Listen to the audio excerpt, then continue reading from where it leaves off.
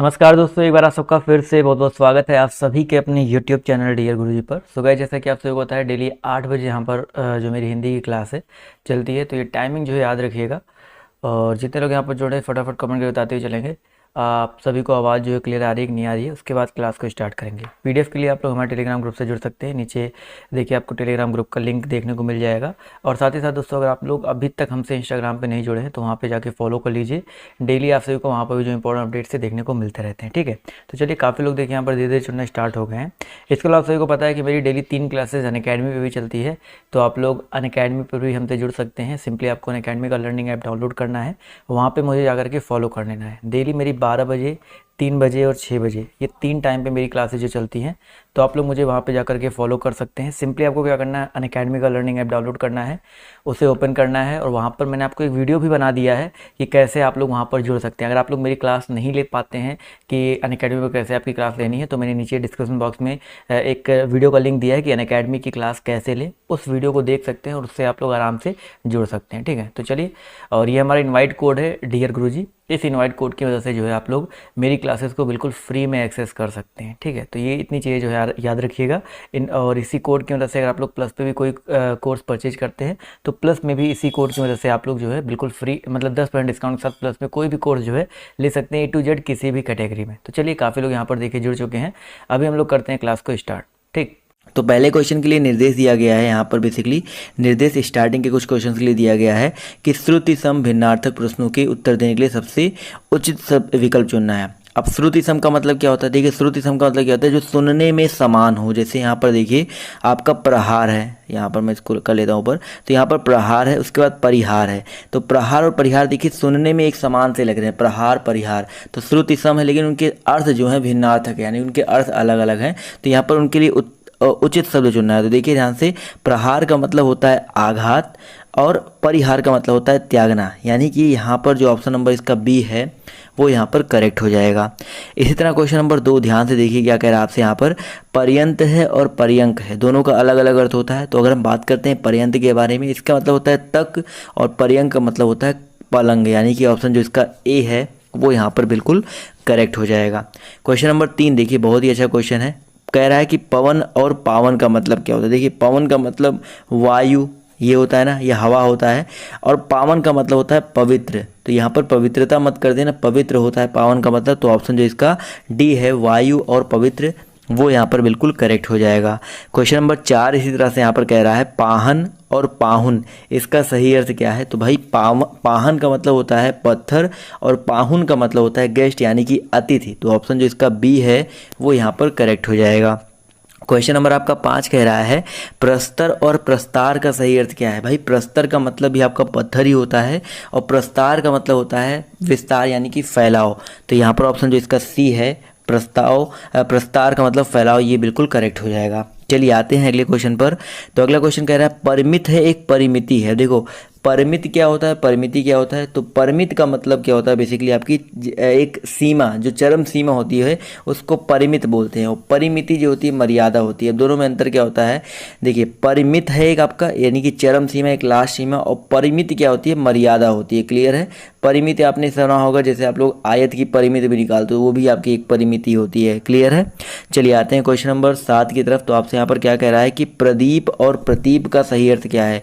तो प्रदीप मतलब दोस्तों आपका दीपक होता है, और प्रतीप मतलब होता है आपका उल्टा। तो बहुत ही इंपॉर्टेंट है। तो ऑप्शन जो इसका ए है वो यहाँ पर करेक्ट हो जाएगा। क्वेश्चन नंबर 8 यहाँ पर देखिए क्या कह रहा है पानी और पाड़ी, इसका सही अर्थ क्या है? देखिए, पानी अलग है, पानी अलग है। वो पानी वो वाला पानी नहीं है जो हरियाणवी में बोल देते हैं, पानी अलग है और पानी अलग है। तो पानी का मतलब होता है जल और पाड़ी का मतलब होता है भाई हाथ। तो ऑप्शन जो इसका डी है वो यहाँ पर बिल्कुल करेक्ट हो जाएगा। आते हैं क्वेश्चन नंबर 9 की तरफ। तो आपसे यहाँ पर क्या कह रहा है कि परिणाम और परिमाण, ये तो सबको पता होना चाहिए। परिणाम का मतलब होता है रिजल्ट, यानी कि नतीजा, और परिमाण का मतलब क्या होता है? भाई, परिमाण का मतलब होता है क्वांटिटी, यानी कि मात्रा। तो ऑप्शन जो इसका सी है नतीजा और मात्रा, वो यहाँ पर बिल्कुल करेक्ट हो जाएगा। इसी तरह आपका क्वेश्चन नंबर आपका 10 कह रहा है कि प्रबल और प्रवर, इसका सही अर्थ क्या है? भाई, प्रबल की अगर हम बात करते हैं तो इसका मतलब होता है प्रबल, शक्तिशाली हो, और प्रवर का मतलब क्या होता है? प्रवर का मतलब होता है जो थोड़ा श्रेष्ठ हो। तो यहाँ पर ऑप्शन जो इसका बी है, माफ़ कीजिएगा, शक्तिशाली और श्रेष्ठ, वो यहाँ पर बिल्कुल करेक्ट हो जाएगा। चलिए आते हैं अगले क्वेश्चन पर। तो अगला क्वेश्चन आपका यहाँ पर कह रहा है प्रसाद और प्रासाद। आप देखिए बहुत इंपॉर्टेंट है, अगर यहाँ से क्वेश्चन आता है तो लोग बहुत गलती करके आते हैं। प्रसाद आपको पता है ना, प्रसाद क्या होता है और प्रासाद क्या होता है, तो दोनों में डिफरेंस है। तो प्रसाद मतलब होता है जिससे भगवान की तरफ से जो प्रसाद मिलता है वो बेसिकली एक कृपा होती है। तो यहाँ पर प्रसाद मतलब कृपा और प्रासाद मतलब होता है महल। तो ऑप्शन जिसका ए है वो यहाँ पर बिल्कुल करेक्ट हो जाएगा। आते हैं क्वेश्चन नंबर 12 पर। तो आपसे यहाँ पर देखिए क्या कह रहा है कि पुरुष और परुष। देखिए पुरुष अलग है, परुष अलग है। पुरुष का मतलब होता है बेसिकली आपका आदमी और परुष का मतलब होता है कठोर। तो ऑप्शन जो इसका सी है वो यहाँ पर बिल्कुल करेक्ट हो जाएगा। इसी तरह क्वेश्चन नंबर आपका 13 कह रहा है अर्घ और अर्घ का सही अर्थ क्या है। भाई अर्घ का मतलब क्या है और अर्घ का मतलब क्या है, इसका मतलब बताना है। तो अगर हम बात करते हैं अर्घ के बारे में तो इसका मतलब होता है मूल्य और अर्घ का मतलब होता है पूजा सामग्री। तो यहाँ पर ऑप्शन जो इसका डी है वो यहाँ पर बिल्कुल करेक्ट हो जाएगा। क्वेश्चन नंबर 14 आपसे कह रहा है कि असित और अशित का अर्थ क्या है। असित अलग है और अशित अलग है। देखिए एक छोटा सा है एक बड़ा सा है, तो इनमें डिफरेंस क्या है। इसका मतलब होता है काला और अशित मतलब होता है भोधरा। तो ऑप्शन जो इसका ए है वो यहाँ पर बिल्कुल करेक्ट हो जाएगा। आते हैं क्वेश्चन नंबर 15 पर। तो आपसे कह रहा है अस्त और अस्त्र। अस्त जैसे सूरज अस्त होता है वो आपका अस्त होता है और अस्त्र आपका जो शस्त्र वाला होता है वो होता है। तो बेसिकली यहाँ पर अगर देखा जाए तो ये जो स्टार्टिंग का अस्त है अकॉर्डिंग टू द ऑप्शन देखा जाए तो अस्त्र मतलब आंसू भी होता है, तो आंसू हो जाएगा। और अस्त्र आपका हथियार होता है, तो ऑप्शन जो इसका सी है वो यहाँ पर करेक्ट हो जाएगा। क्वेश्चन नंबर 16 पर आते हैं। देखिए ध्यान से क्या कह रहा है कि अभय और उभय का सही अर्थ क्या है। अगर हम बात करें अभय के बारे में और बात करें उभय के बारे में तो यहाँ पर अभय का मतलब होता है निर्भय और उभय का मतलब होता है जो दोनों में होता है, यानी कि ऑप्शन जो इसका बी है निर्भय और दोनों, वो यहाँ पर बिल्कुल करेक्ट हो जाएगा। क्वेश्चन नंबर 17 पर आते हैं। देखिए ध्यान से क्या कह रहा है अमित और अमित का अर्थ क्या होता है। एक अमित है एक अमित है। तो अमित का मतलब होता है बेसिकली आपका बहुत, यानी कि आपके पास बहुत है, अमित है, अमित भंडार है। और अमित का मतलब होता है कि दुश्मन शत्रु। तो यहाँ पर ऑप्शन जो इसका डी है शत्रु और बहुत और शत्रु यहाँ पर बिल्कुल करेक्ट हो जाएगा। आते हैं क्वेश्चन नंबर 18 की तरफ। दोस्तों क्या कह रहा है ध्यान से देखिए अचर और अनुचर का सही अर्थ क्या है। अगर हम बात करें अचर के बारे में, अचर का मतलब होता है न चल पाने वाला, अचर यानी कि ना चलने वाला। और अनुचर मतलब होता है, अनुचर मतलब क्या होता है जो आपका अनुचर होता है, नौकर होता है, वो आपका अनुचर होता है। तो ऑप्शन जिसका ए है वो यहाँ पर बिल्कुल करेक्ट हो जाएगा। इसी तरह आपका क्वेश्चन नंबर 19 कह रहा है, ध्यान से देखिए अवलंब और अविलंब इनका अर्थ क्या होता है। भाई अवलंब अलग है, अविलंब अलग है। अवलंब का बेसिकली मतलब होता है कि एक सहारा और अविलंब मतलब होता है शीघ्र, यानी कि कितनी जल्दी से कोई काम हो जाए। तो ऑप्शन जो इसका सी है वो करेक्ट हो जाएगा। कहते नहीं भाई कोई भी काम भाई अविलंब यानी कि देर मत करो, जल्दी कर दो, शीघ्र कर दो। चलिए आते हैं क्वेश्चन नंबर 20 पर। तो अनिष्ट और अनिष्ट ये बहुत इंपॉर्टेंट है, कई बार आपसे पेपर में पूछा गया है। तो अनिष्ट और अनिष्ट की अगर हम बात करते हैं तो इनका जो अर्थ होता है अनिष्ट मतलब होता है श्रद्धाहीन और अनिष्ट मतलब होता है हानि। तो ऑप्शन जो इसका बी है वो यहाँ पर करेक्ट हो जाएगा। 21 नंबर क्वेश्चन कह रहा है अश्व और अश्म का सही अर्थ क्या है। देखिए इसके बाहर आपको मे बी कोई क्वेश्चन देखने को मिले, बट यहाँ पर जो मैं आपको मोस्ट इंपॉर्टेंट 196 क्वेश्चन कराऊंगा, इससे बाहर आपको शायद ही क्वेश्चन मिलने वाला है ध्वनि वर्ड विचार। अभी आपको सब कुछ मिलेगा, तत्सम तद्भव मिलेगा और भी बहुत सारी चीज़ें यहाँ पर मिलने वाली है। तो यौगिक रूढ़ ये जितने भी शब्द होते हैं सब कुछ मिलेगा, तो ऐसा मत समझो सिर्फ यही है। तो जितने इंपॉर्टेंट सारे करवा रहा हूँ। तो यहाँ पर देखा जाए अश्व का मतलब क्या होता है सर घोड़ा, और अश्म का मतलब क्या होता है पत्थर। देखिए पत्थर के मतलब आपको बहुत मिल गए, पाहन मिल गए, प्रस्तर मिल गए, तो बहुत सारे ऐसे मिल गए। तो अश्म मतलब भी आपका क्या होता है पत्थर होता है, तो याद रखिएगा। क्वेश्चन नंबर आपका 23 कह रहा है कि अम्बुज और अम्बुधि का सही अर्थ क्या है। भाई अम्बुज का मतलब क्या होता है और अम्बुधि का मतलब क्या होता है। अम्बुज का मतलब होता है कमल और अम्बुधि का मतलब होता है सागर। तो ऑप्शन जो इसका डी है सी है वो यहाँ पर बिल्कुल करेक्ट हो जाएगा। क्वेश्चन नंबर 24 पर आते हैं।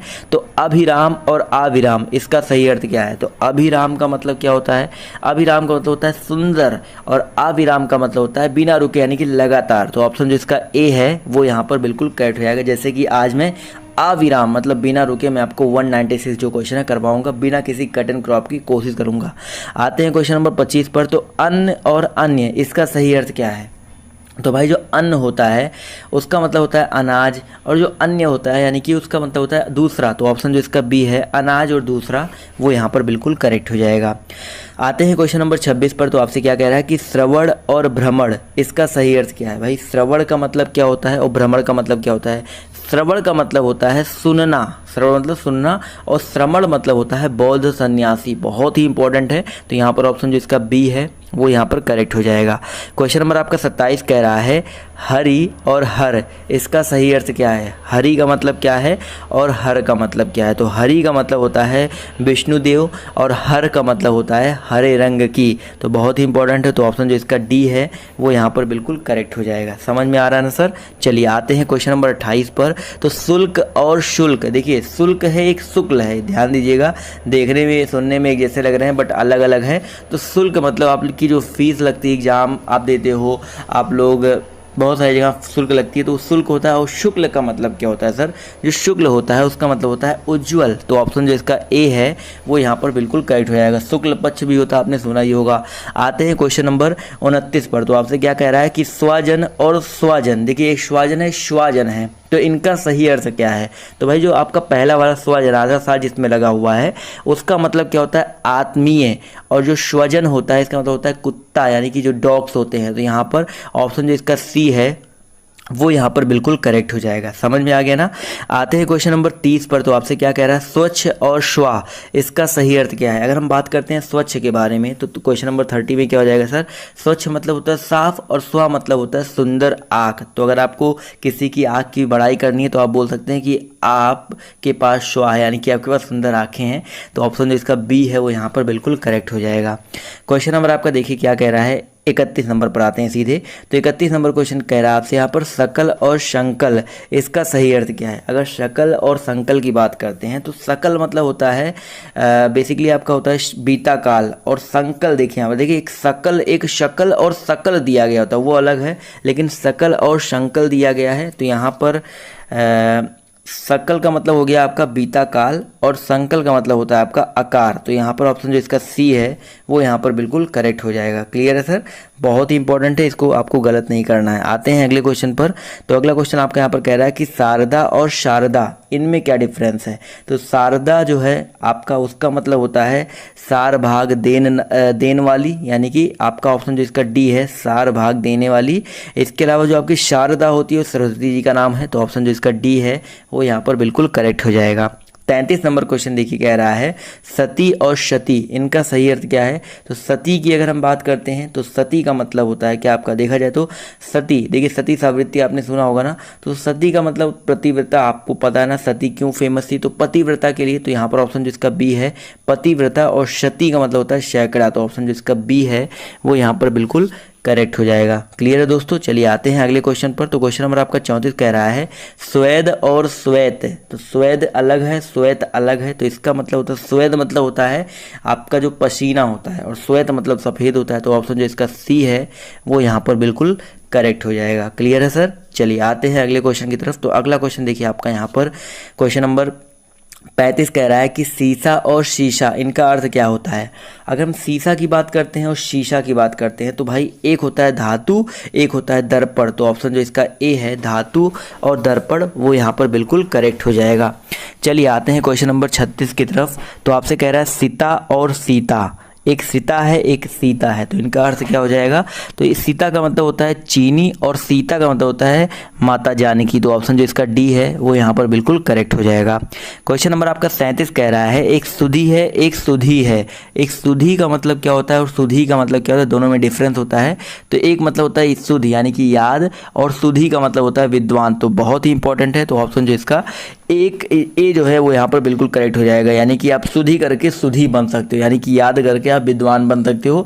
आप अगर चाहो तो दूसरे लैंग्वेज में ऐसे किसी को बोल सकते हो, यानी कि अब जब क्या है ना कि हिंदी को भी आप अपने लैंग्वेज में थोड़ा सा यूज मिलाओ, ऐसे लोगों के साथ बात करो कि सुधी करके आप सुधी बन सकते हो। तो दूसरे को बंदे को नहीं पता, लेकिन आपको तो पता है ना कि आप क्या बोल रहे हो। तो इससे क्या रहेगा कि वो चीज़ें आपके दिमाग में रहेंगी। आपने किसी के साथ ये चीज़ मजाक किया था तो आपको वो चीज़ें दिमाग में रहेंगी। समझ में आ रहा है ना। इसी तरह आपका क्वेश्चन नंबर 38 कह रहा है सूक्ति और शुक्ति। सूक्ति है और शुक्ति है, इसका सही अर्थ क्या हो जाएगा। तो याद रखिएगा सूक्ति का मतलब होता है एक जो लोकोक्ति होता है, और शुक्ति मतलब होता है स्वच्छ। तो ऑप्शन जो इसका ए है वो यहाँ पर बिल्कुल करेक्ट हो जाएगा। चलिए आते हैं क्वेश्चन नंबर 39 पर तो आपसे यहाँ पर क्या कह रहा है कि सर्ग और स्वर्ग का सही अर्थ क्या है। तो सर्ग का मतलब क्या होता है, सबको पता है सर, सर्ग का मतलब होता है अध्याय। आपने पढ़ा होगा ना कि पहला सर्ग, दूसरा सर्ग, तीसरा सर्ग, तो अध्याय होता है। और स्वर्ग का मतलब होता है तीसरा लोक, यानी कि आप लोग 3 लोक होते हैं ना, स्वर्ग लोक, धरती लोक, पाताल लोक, अलग अलग लोक होते हैं। तो ऑप्शन जो इसका बी है वो यहाँ पर करेक्ट हो जाएगा। क्वेश्चन नंबर आपका 40 कह रहा है एक सम है एक शम है, तो इनका सही अर्थ बताना है। तो भैया जो एक सम होता है इसका मतलब होता है बराबर, और जो शम होता है उसका मतलब होता है संयम, यानी कि ऑप्शन जो इसका ए है वो यहाँ पर बिल्कुल करेक्ट हो जाएगा। यहाँ तक सभी को क्लियर हो गया ना। तो यार वीडियो को लाइक करते हुए चलो, अभी बहुत लंबा सफ़र तय करना है, तो अंत तक देखना है आपको वीडियो को। अगला क्वेश्चन आपका यहाँ पर क्या कह रहा है, सूत है और सुत है, इनका मतलब क्या होता है। तो एक आपका सूत है, तो सूत का मतलब होता है आपका सारथी, और सुत मतलब होता है पुत्र, यानी कि ऑप्शन जो इसका सी है वो यहाँ पर बिल्कुल करेक्ट हो जाएगा।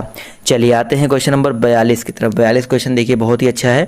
एक छात्र है, सबको पता है छात्र मतलब विद्यार्थी होता है, लेकिन ये जो छा वाला छा है, क्षत्रिय वाला छा है, इस छात्र का मतलब क्या होता है। तो भैया इस छात्र का मतलब आपका होता है क्षत्रिय, यानी कि क्षत्रिय वाले छा का मतलब क्या होता है, क्षत्रिय होता है। तो ऑप्शन जो इसका सी है वो यहाँ पर बिल्कुल करेक्ट हो जाएगा। क्वेश्चन नंबर आपके 43 पर आते हैं। तो कह रहा है कटिबंध है और कटिबद्ध है, इनका सही अर्थ क्या है। तो कटिबंध का मतलब क्या होता है आपका, कमर बंद होता है। कटिबंध यानी कटि मतलब होता है कमर, और बंध मतलब होता है बांधने वाला, यानी कि कमर बंद, और कटिबद्ध मतलब होता है तत्पर, यानी कि तैयार। तो ऑप्शन जो इसका बी है वो यहाँ पर बिल्कुल करेक्ट हो जाएगा। 44 नंबर क्वेश्चन पर आते हैं। तो आपसे क्या कह रहा है कि कपिश और कपीस, इसका सही अर्थ क्या है। तो कपिश और कपीस, इनका सही अर्थ अगर हम बात करते हैं तो एक होता है मटमैला, और कपीस का मतलब होता है वानरों का राजा। तो ऑप्शन जो इसका सी है मटमैला और वानरों का राजा, वो यहाँ पर बिल्कुल करेक्ट हो जाएगा। क्लियर है दोस्तों। चलिए आते हैं क्वेश्चन नंबर 46 पर। तो आपसे कह रहा है कली और कली, इनका सही अर्थ क्या है। एक कली है एक कली है, बहुत बार आपके पेपर में रिपीट हुआ होगा, आपने अगर नोटिस किया है तो। कली का मतलब होता है कलयुग, और कली का मतलब होता है अधखिला फूल। तो ऑप्शन जो इसका बी है वो यहाँ पर बिल्कुल करेक्ट हो जाएगा। चलिए सर आते हैं अगले क्वेश्चन की तरफ।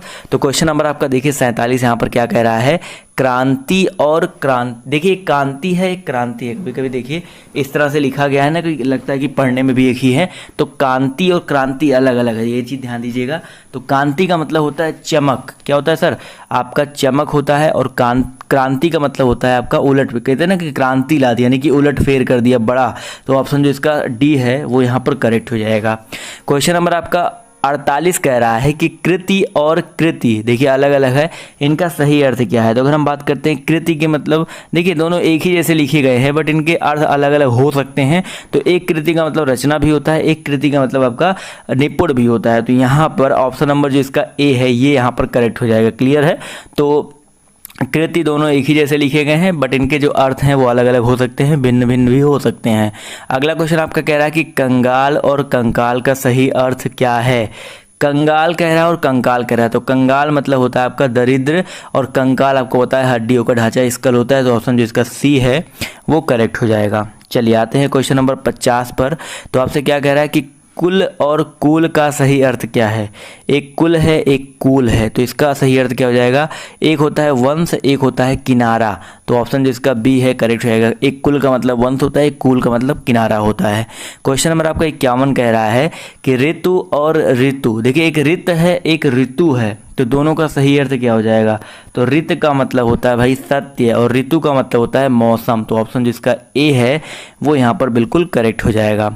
आएंगे क्वेश्चन नंबर अगले क्वेश्चन पर 52 पर। तो क्या कह रहा है, उद्धत और उद्दत, देखिए उद्धत है और उद्दत है, इनका सही अर्थ क्या है। तो उद्धत मतलब होता है उदंड, और उद्दत मतलब होता है तैयार। जो ऑप्शन जो इसका डी है उदंड और तैयार, वो यहाँ पर बिल्कुल करेक्ट हो जाएगा। क्लियर है सर। चलिए आते हैं क्वेश्चन नंबर 53 पर। तो आपसे कह रहा है आर्द्र और आर्द्र, इनका सही अर्थ क्या है। अगर हम बात करते हैं आर्द्र के बारे में और आर्द्र के बारे में, तो इनका सही अर्थ क्या हो जाएगा। इसका मतलब होता है दुखी, और आर्द्र मतलब होता है गीला। तो ऑप्शन जिसका सी है दुखी और गीला, वो यहाँ पर बिल्कुल करेक्ट हो जाएगा। क्लियर है दोस्तों। चलिए आते हैं क्वेश्चन नंबर 54 पर। तो आपसे कह रहा है आभरण और आमरण, इसका सही अर्थ क्या है। आभरण का मतलब क्या होता है सर, आभूषण, और आमरण का मतलब क्या होता है, मरण तक। तो ऑप्शन जो इसका बी है आभूषण और मरण तक, वो यहाँ पर बिल्कुल करेक्ट हो जाएगा। क्लियर है सर। चलिए आते हैं अगले क्वेश्चन पर। तो अगला क्वेश्चन देखिए आपसे यहाँ पर क्या कह रहा है कि आवास और आभास इनका सही अर्थ क्या है। देखिए एक आपका आवास है और एक आपका क्या है आभास है, तो इनका सही अर्थ क्या होता है। तो सबको पता है सर, अगर हम बात करते हैं आवास के बारे में तो उसका मतलब होता है क्या, जहाँ पर आप लोग रहते हो, यानी कि घर मकान। और आभास मतलब होता है कि झलक, मतलब कि एक झलक मिल जाए। तो ऑप्शन जो इसका सी है वो यहाँ पर बिल्कुल करेक्ट हो जाएगा। क्लियर है। चलिए आते हैं अगले क्वेश्चन पर। तो अगला क्वेश्चन आपका यहाँ पर क्या कह रहा है कि नीर और नीड़ इनका सही अर्थ क्या है। नीर का मतलब क्या होता है भाई, नीर मतलब जल बेसिकली आपका होता है। और हम बात करते हैं नीड़ के बारे में। देखिए नीर मतलब जल और नीड़ जो होता है आपका वो घोंसला होता है। तो ऑप्शन जो इसका डी है वो यहाँ पर बिल्कुल करेक्ट हो जाएगा। क्लियर है। चलिए आते हैं क्वेश्चन नंबर 57 पर। तो आपसे कह रहा है कि नत और नित। देखिए नत का मतलब क्या है, नित का मतलब क्या है। तो नत का मतलब जो होता है वो झुका हुआ होता है और नित का मतलब होता है प्रतिदिन होता है। तो ऑप्शन जो इसका ए है झुका हुआ और प्रतिदिन, ये यहाँ पर बिल्कुल करेक्ट हो जाएगा। आते हैं क्वेश्चन नंबर 58 पर। तो आपसे क्या कह रहा है, देव और दैव इनका सही अर्थ क्या है। तो देव का मतलब क्या है और दैव का मतलब क्या है। देव मतलब होता है देवता और दैव मतलब होता है भाग्य। तो ऑप्शन जो इसका सी है वो यहाँ पर बिल्कुल करेक्ट हो जाएगा। क्लियर है। क्वेश्चन नंबर आपका देखिए 59 कह रहा है कि दीवा और दिया इनका सही अर्थ क्या है। देखिए दीवा है और दिया है, अगर इनके बारे में बात करते हैं तो दीवा मतलब होता है दिन और दिया मतलब होता है दीपक। तो ऑप्शन जो इसका ए है वो यहाँ पर बिल्कुल करेक्ट हो जाएगा। फिर से स्टेशन आ गया, ट्रेन आ गया परेशान करने। क्वेश्चन नंबर आपका 60 कह रहा है दर्शन और दंशन इनका सही अर्थ क्या है। भाई बहुत ही इंपॉर्टेंट है। तो दर्शन का मतलब होता है दांत और दंशन का मतलब होता है दांत से काटना। तो ऑप्शन जो इसका बी है वो यहाँ पर करेक्ट हो जाएगा। क्वेश्चन नंबर 61 कह रहा है दीप और द्वीप इनका सही अर्थ क्या है। तो दीप की अगर हम बात करते हैं तो इनका मतलब होता है दिया और द्वीप मतलब होता है टापू, यानी कि ऑप्शन जो इसका डी है वो यहाँ पर बिल्कुल करेक्ट हो जाएगा। क्वेश्चन नंबर इसी तरह 62 आपसे क्या कह रहा है, दारू है एक दारू है। देखिए दारू और दारू इनका सही अर्थ क्या है आपको ये बताना है बेसिकली। तो भाई देखा जाए तो दोनों बिल्कुल एक ही है, लेकिन दारू मतलब लकड़ी भी होती है, दारू का पेड़ आपने सुना होगा, और दारू मतलब शराब भी होती है। तो ऑप्शन जिसका ए है वो यहाँ पर बिल्कुल करेक्ट हो जाएगा। क्लियर है सर। चलिए आते हैं क्वेश्चन नंबर 37 पर 63 पर। तो आपसे क्या कह रहा है कि दूत और धूत का सही अर्थ क्या है। देखिए दूत मतलब आपको पता है ना, दूत मतलब राजदूत भी हो सकता है या आपका प्रतिनिधि भी मान सकते हैं, बट यहाँ पर प्रतिनिधि ज़्यादा करेक्ट होगा। तो दूत मतलब प्रतिनिधि और जो धूत होता है उसका मतलब होता है जुआ। तो ऑप्शन जो इसका सी है वो यहाँ पर बिल्कुल करेक्ट हो जाएगा। चलिए आते हैं क्वेश्चन नंबर 64 पर। तो आपसे क्या कह रहा है कि तनु और तनु का सही अर्थ क्या है। तनु की बात करते हैं और तनु की बात करते हैं तो भैया तनु का मतलब क्या होता है। अगर हम बात करते हैं तनु के बारे में तो इसका मतलब होता है दुबला और तनु का मतलब होता है पुत्र। तरिन तनुजा, तनुजा पढ़ा है ना। तो ऑप्शन जो इसका बी है वो यहाँ पर बिल्कुल करेक्ट हो जाएगा। क्वेश्चन नंबर आपका 65 कह रहा है प्रतिहार और प्रत्याहार। देखिए प्रतिहार का मतलब स्टार्टिंग में भी मैंने आपको बताया था, अब बताना है प्रत्याहार का मतलब। तो प्रतिहार का मतलब होता है द्वारपाल। प्रतिहार का मतलब क्या होता है, द्वारपाल भी होता है, और प्रत्याहार का मतलब होता है निवारण। तो ऑप्शन जो इसका सी है वो यहाँ पर करेक्ट हो जाएगा। 65 के बाद 66 नंबर क्वेश्चन क्या रहा है कि बाण और बाण इसका सही अर्थ क्या है। तो अगर हम बात करते हैं बाण के बारे में और बात करते हैं बाण के बारे में, तो बाण का मतलब होता है आदत और बाण मतलब होता है तीर। तो ऑप्शन जो इसका ए है वो यहाँ पर बिल्कुल करेक्ट हो जाएगा। क्वेश्चन नंबर आपका 67 कह रहा है बद्ध और वृद्ध इनका सही अर्थ क्या है। तो बद्ध का मतलब क्या होता है सर, बंधा हुआ, और वृद्ध मतलब होता है बूढ़ा। तो ऑप्शन जो इसका सी है बंधा हुआ बूढ़ा। तो अगर आपसे कोई बोले बद्ध वृद्ध तो बंधा हुआ बूढ़ा उसका मतलब होता है। क्वेश्चन नंबर आपका 68 कह रहा है बहु और बहू इसका सही अर्थ क्या है। तो बहू का मतलब क्या होता है भैया आपका बहुत, और बहू का मतलब होता है वर वधु। जो वधु, वर और वधु में जो वधु होता है वो वधु होता है। तो ऑप्शन जो इसका डी है वो करेक्ट हो जाएगा। अगला मोस्ट इंपॉर्टेंट है बात और वात इनका सही अर्थ क्या है। तो अगर हम बात करते हैं बात के बारे में, बात करते हैं बात के बारे में, तो बात का मतलब क्या होता है आपका वचन, और वात का मतलब होता है हवा। तो ऑप्शन जो इसका बी है वो यहाँ पर बिल्कुल करेक्ट हो जाएगा। अगले क्वेश्चन पर आते हैं। तो अगला क्वेश्चन कह रहा है वारिस है एक बारिश है। तो वारिस क्या होता है और बारिश क्या होता है। तो भैया वारिस यानी कि वर्षा वाला, बारिश। देखो छोटा ई लगा है तो वर्षा वाला बारिश, और बारिश का मतलब क्या होता है, समुद्र। तो बहुत ही इंपॉर्टेंट है, तो ऑप्शन जो इसका ए है वो यहाँ पर बिल्कुल करेक्ट हो जाएगा। क्लियर है सर? चलिए क्लियर है तो आते हैं अगले क्वेश्चन पर। तो अगला क्वेश्चन देखिए आपसे यहाँ पर क्या कह रहा है कि वंदी और बंदी का सही अर्थ क्या है। अगर हम बात करते हैं वंदी के बारे में और बात करते हैं बंदी के बारे में, तो वंदी का मतलब क्या होता है बेसिकली आपका बहाट, और बंदी का मतलब होता है कैदी। तो बहाट और कैदी, तो ऑप्शन जो इसका सी है वो यहाँ पर बिल्कुल करेक्ट हो जाएगा। क्लियर है सर? चलिए आते हैं अगले क्वेश्चन की तरफ। तो अगला क्वेश्चन आपका यहाँ पर कह रहा है कि बहन और वहन, इनका सही अर्थ क्या है। तो अगर हम बात करते हैं बहन, यानी कि सिस्टर वाला बहन होता है, लेकिन यहाँ पर बहन अलग, यहाँ पर इसका कुछ अर्थ होगा। तो यहाँ पर देखा जाए तो बहन का मतलब सब में एक ही दिया गया, बहन बहन बहन, तो बहन का मतलब बहन ही होगा, कुछ अलग क्यों होगा। और वहन का मतलब क्या होता है, वहन मतलब होता है क्या, वहन करना, आपने सुना है ना वहन करना। तो यहाँ पर क्या हो जाएगा आपका ढोना। तो ऑप्शन जो इसका डी है वो यहाँ पर बिल्कुल करेक्ट हो जाएगा। क्लियर है सर? चलिए आते हैं अगले क्वेश्चन पर। तो अगला क्वेश्चन कह रहा है कि वास और बास, इसका सही अर्थ क्या है। अगर हम बात करते हैं भाई वास के बारे में, तो वास अलग है, बास अलग है। तो वास का मतलब होता है यहाँ पर हम लोग निवास करते हैं, और बास का मतलब होता है भाई कहते हैं ना बास मार रहे हो तो गंध मार रहे हो। तो ऑप्शन जिसका डी है वो करेक्ट हो जाएगा। क्लियर है? आते हैं अगले क्वेश्चन पर। कह रहा है कि बलि और बलि का सही अर्थ क्या है। अगर हम बलि की बात करते हैं और बलि के बारे में बात करते हैं, तो बलि मतलब होता है बलिदान, और बलि का मतलब होता है शक्तिशाली। तो ऑप्शन जो इसका सी ए है वो यहाँ पर करेक्ट हो जाएगा। आते हैं क्वेश्चन नंबर 75 पर। तो आपसे क्या कह रहा है, ध्यान से देखिए कि शब्द क्या है। भैया शब्द क्या होता है, एक या एक से अधिक सार्थक वर्ड समूह होता है। तो ऑप्शन जो इसका बी है वो यहाँ पर बिल्कुल करेक्ट हो जाएगा, एक या एक से अधिक सार्थक वर्ड समूह। क्लियर है? चलिए आते हैं क्वेश्चन नंबर 76 पर। तो आपसे कह रहा है योग रूढ़ शब्द क्या है। अब देखिए अभी तक हमने बहुत सारी चीज़ों के बारे में पढ़ा, अब उसके आगे थोड़ा बढ़ रहे हैं। तो यहाँ पर योग रूढ़ शब्द पूछ रहा है क्या होता है। तो अगर हम बात करें योग रूढ़ के बारे में, तो योग रूढ़ का मतलब होता है जो सामान्य अर्थ को छोड़कर परंपरागत अर्थ बताए, तो आपका योग रूढ़ कहलाता है। तो ऑप्शन जो इसका ए है वो यहाँ पर करेक्ट है। इसे लंबोदर, तो सामान्य अर्थ को छोड़कर एक नया अर्थ बताएगा। इसी तरह आपका क्वेश्चन नंबर 77 कह रहा है कि निम्नलिखित में से कौन सा कथन सत्य है। तो 4 कथन दिए गए हैं, तो यहाँ पर बताना आपका कौन सा कथन सत्य है। तो यहाँ पर देखा जाए तो उपसर्ग प्रत्यय से रूढ़ शब्द बनते हैं, तो गलत बात है भाई, रूढ़ शब्द उपसर्ग प्रत्यय से नहीं बनते हैं। तद्भव शब्द सीधे अरे तद्भव शब्द नहीं, तत्सम शब्द सीधे संस्कृत से आए हैं, और योग रूढ़ शब्द आविकारी नहीं होते हैं, ऐसा कुछ भी नहीं है। तो यहाँ पर अगला कथन कह रहा है कि यहाँ पर अगला कह रहा है कि यौगिक शब्द 2 शब्दों के योग से बनते हैं। तो ये बिल्कुल सही कथन है भाई, यौगिक जो शब्द होते हैं वो आपके 2 शब्दों के योग से बनते हैं। क्वेश्चन नंबर आपका 78 क्या कह रहा है कि निम्नलिखित में से कौन सा कथन सत्य नहीं है। तो यहाँ पर कह रहा है कौन सा कथन सत्य नहीं है। तो पहले कथन की बात करते हैं, तो संकर शब्द ग्रामीण शब्द हैं। तो देखा जाए तो यही शब्द आपका सही नहीं है, क्योंकि संकर जो हाइब्रिड होता है वो क्या होता है, 2 शब्दों का 2 अलग अलग भाषाओं का मेल होता है। तो ग्रामीण शब्द तो बिल्कुल यहाँ पर नहीं होगा, तो ये आपका सत्य नहीं है। इसके अलावा देश शब्दों की व्युत्पत्ति का पता नहीं चलता, तो ये भी बिल्कुल सही बात है। रूढ़ शब्दों की कोई व्युत्पत्ति नहीं होती, ये भी सही बात है। और तद्भव शब्द तत्सम के विकृत रूप है, ये भी बिल्कुल सही बात है। तो 3 कथन सही है, 1 कथन आपका सत्य नहीं है। 79 आपसे कह रहा है कि व्यवहार लोक में अर्थ प्रतीत कराने वाली ध्वनि ही शब्द है। यह कथन किस व्याकरण का है। तो व्याकरण का है। तो देखिए क्वेश्चन यहाँ पर क्या पूछा गया है। तो यहाँ पर देखा जाए तो व्यवहार लोक में अर्थ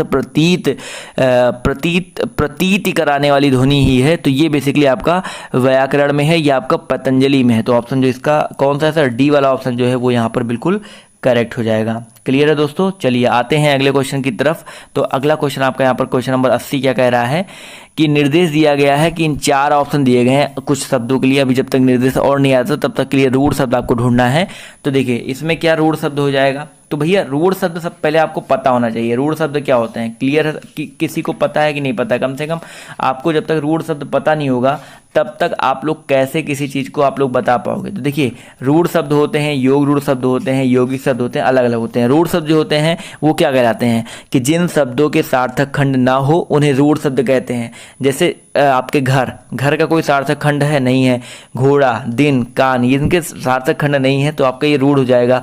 इसी तरह आपका यौगिक होता है। अभी जब यौगिक मिलेगा तो मैं आपको यौगिक भी समझा दूंगा क्या होगा। तो अभी रूढ़ का मतलब समझ में आ गया ना, तो रूढ़ के बारे में जान लेते हैं। तो यहाँ पर देखा जाए तो रेशम, पलंग और मलमल, तो इनका देखो अलग अलग इनको कर सकते हो। रेशम को अलग कर सकते हो, पलंग को अलग कर सकते हो, आप मलमल को अलग कर सकते हो, यानी कि इनके अलग खंड। रेशम में रेस, एक रेस का मतलब कुछ होता है, पलंग में अंग अलग हो सकता है, मलमल में मल और मल आपका अलग अलग है, लेकिन लाल के कोई भी सार्थक खंड नहीं होगे। तो ऑप्शन जो इसका सी है करेक्ट हो जाएगा। इसी तरह आपका क्वेश्चन नंबर 81 में देखो, हल्दी, फुलवारी, सरोवर और काला, तो आप लोग देख के ही बता सकते हो सर। 81 में आपका ऑप्शन नंबर जो इसका डी है काला, ये यहाँ पर बिल्कुल करेक्ट हो जाएगा। जल्दी जल्दी करेंगे इसको, क्योंकि यहाँ पर आपको ज़्यादा दिमाग नहीं लगाना है। आपका उबटन, पेट और पंकज और सलाई, तो उबटन का मतलब उबटन, पेट, देखिए उबटन में अलग अलग कर सकते हो, पंकज में कर सकते हो, सलाई में कर सकते हो, लेकिन सी ऑप्शन जो पेट है इसमें नहीं कर सकते हो। इसी तरह आपका क्वेश्चन नंबर 83 में क्या कह रहा है कि तद्भव शब्द चुनना है। तद्भव शब्द पता है ना क्या होता है, जो आपका तत्सम से आते हैं, तत्सम से विकृत होकर बनते हैं तद्भव शब्द। तो 83 में देखिए क्या हो जाएगा आपका, सरद है, क्रूर है, गिरड़ा है, ये आपके तत्सम है, लेकिन यहाँ पर लुहार जो है आपका तद्भव हो जाएगा। इसी तरह हम 84 में देख लेते हैं, पगड़ी, फाल्गुन, सियार और ठुमरी, तो पढ़ के बता सकते हो कि जो सियार है वो आपका क्या है, आपका एक तद्भव शब्द है। इसी तरह क्वेश्चन नंबर 85 देखिए क्या कह रहा है, फ्रांस है, ब्रह्मा है, पक्ष है और टोटी है। देखिए फ्रांस, ब्रह्मा, पक्ष, टोटी, आराम से पढ़ के बता सकते हो। यहाँ पर फ्रांस अलग है, तो यहाँ पर ये आपका जो हो जाएगा 85 का ए, ये आपका एक तद्भव शब्द हो जाएगा। क्लियर है। अगले क्वेश्चन पर आते हैं। तो अगला क्वेश्चन आपका कह रहा है, तोंद, ऊषा, दूल्हा और वियोग। तोंद है, ऊषा है, दूल्हा है और वियोग है, तो यहाँ पर क्या हो जाएगा, ये आपका जो दूल्हा है ये आपका एक तद्भव शब्द हो जाएगा। क्लियर है। इसी तरह 87 नंबर क्वेश्चन में क्या कह रहा है, योग, जीवन और क्रोध है और आपका मीठा है। तो यहाँ पर अगर देखा जाए तो मीठा जो है बेसिकली बिल्कुल सही है, मीठा जो है आपका एक तद्भव शब्द हो जाएगा।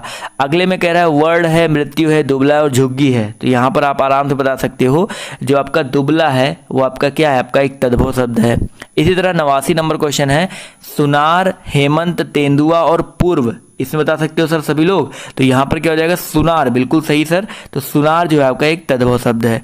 अगला क्वेश्चन देखिए क्या कह रहा है कि संतरा किस भाषा का शब्द है। संतरा सुना है सबने, संतरा देखा भी होगा, खाया भी होगा। तो संतरा जो है आपका ना तो जापानी है ना तो तुर्की है, ये आपका पुर्तगाली से लिया गया है। बहुत इंपॉर्टेंट है, याद रखिएगा। आते हैं अगले क्वेश्चन पर। तो अगला क्वेश्चन आपका यहाँ पर क्या कह रहा है, ध्यान से देखिए कि गोदाम किस भाषा का शब्द है। गोदाम, गोडाउन आपने सुना होगा, उसी से गोदाम बना है, तो गोदाम भी आपका पुर्तगाली भाषा का शब्द है। तो ऑप्शन जो इसका बी है वो करेक्ट हो जाएगा। क्लियर है। 92 नंबर क्वेश्चन पर आते हैं। तो क्या कह रहा है कि अस्पताल किस भाषा का शब्द है। देखिए यहाँ से क्वेश्चन बहुत बनते हैं, तो अस्पताल की बात कर लेते हैं। तो अस्पताल जो है बेसिकली वो आपका अंग्रेजी भाषा का शब्द है। हॉस्पिटल, अस्पताल भी आपका अंग्रेजी भाषा का शब्द है, तो बहुत इंपॉर्टेंट है, याद रखिएगा। आते हैं 93 नंबर पर। तो बहादुर किस भाषा का शब्द है। जो बहादुर है वो आपका एक तुर्की भाषा का शब्द है। किस भाषा का सर, तुर्की भाषा का शब्द है। इसी तरह आपका क्वेश्चन, आपका आमदनी किस भाषा का शब्द है। अगर हम बात करते हैं आमदनी के बारे में, तो आमदनी जो है आपका एक फारसी भाषा का शब्द है। किस भाषा का सर, फारसी भाषा का शब्द है। तो ऑप्शन जो इसका बी है वो यहाँ पर बिल्कुल करेक्ट हो जाएगा।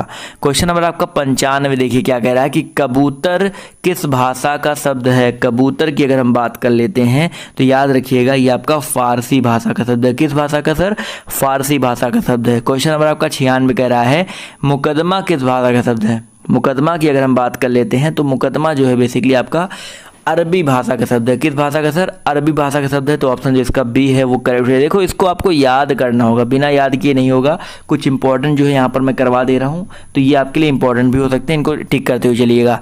97 कह रहा है भाई रेल किस भाषा का शब्द है। रेल जो है आपका, ये तो आपको पता है RAIL अंग्रेजी भाषा का ही शब्द है। तो ऑप्शन जो इसका ए है करेक्ट हो जाएगा।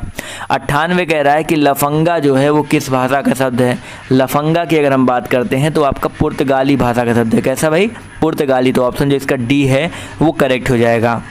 इसी तरह आपका कूपन जो है वो किस भाषा का शब्द है। तो कूपन आपका एक फ्रेंच शब्द है। तो ऑप्शन जो इसका बी है फ्रेंच, वो यहाँ पर बिल्कुल करेक्ट हो जाएगा। क्वेश्चन नंबर आपका 100 देखिए ध्यान से, क्या कह रहा है कि गिरहकट शब्द क्या है। गिरहकट जो शब्द है बेसिकली आपका संकर शब्द है, दो अलग अलग भाषाओं से मिलकर बना हुआ है गिरहकट, तो ऑप्शन जो इसका डी है संकर, वो यहाँ पर बिल्कुल करेक्ट हो जाएगा। इसी तरह आपका क्वेश्चन नंबर 101 कह रहा है भाई ऊट पटांग शब्द क्या है। अगर हम बात करते हैं ऊट पटांग के बारे में तो इसका मतलब है ये आपका एक देशज शब्द है, देशज निकला हुआ, इसकी व्युत्पत्ति का पता नहीं है, बोलते नहीं ऊट पटांग बोल दिया, तो ऑप्शन जो इसका सी है वो करेक्ट हो जाएगा। क्वेश्चन नंबर आपका 102 कह रहा है कि कायल शब्द क्या है। तो कायल ना तो यौगिक है, ना तो रूढ़ है, ना तो तत्सम है, ये आपका एक तद्भव शब्द है, तो ऑप्शन जो इसका बी है वो यहाँ पर बिल्कुल करेक्ट हो जाएगा।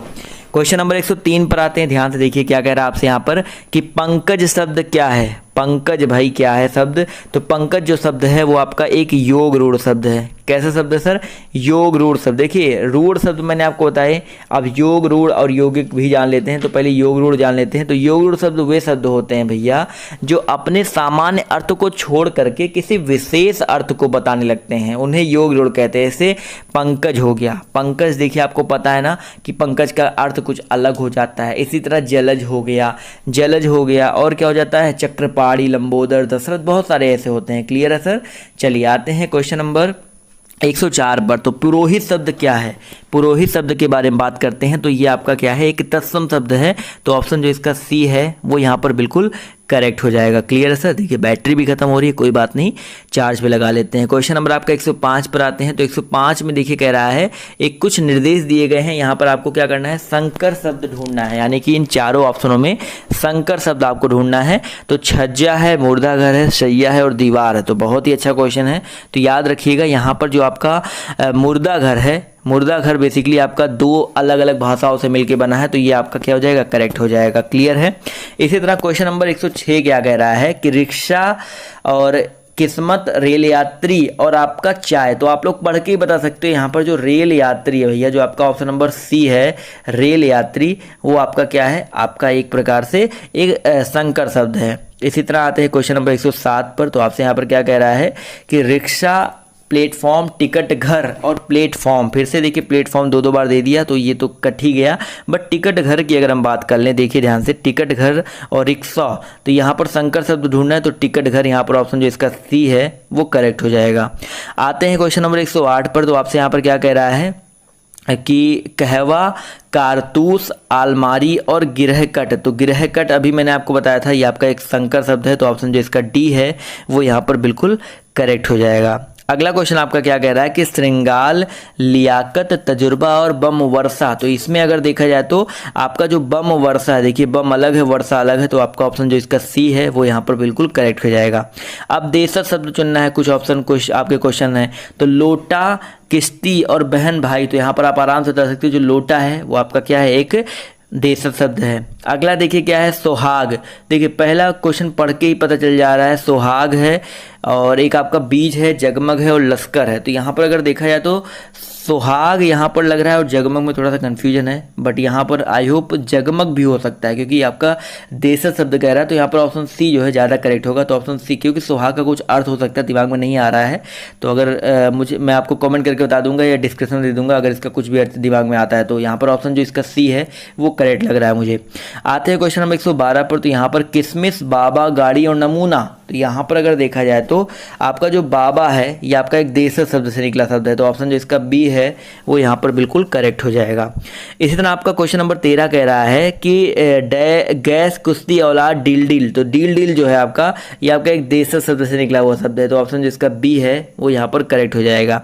चलिए आते हैं, देखिए कुछ ऐसे देशज शब्द होते हैं जिनका आपको अर्थ खुद ही नहीं पता होता क्योंकि वो आपके एक क्षेत्र में बोली जाती है, जैसे आप लोग लोटा बोलते हो, पगड़ी बोलते हो, कहीं कुछ और बोला जाता है, कहीं साफा बोला जाता है, सब अलग अलग बोलते हैं। चलिए आते हैं क्वेश्चन नंबर 114 पर।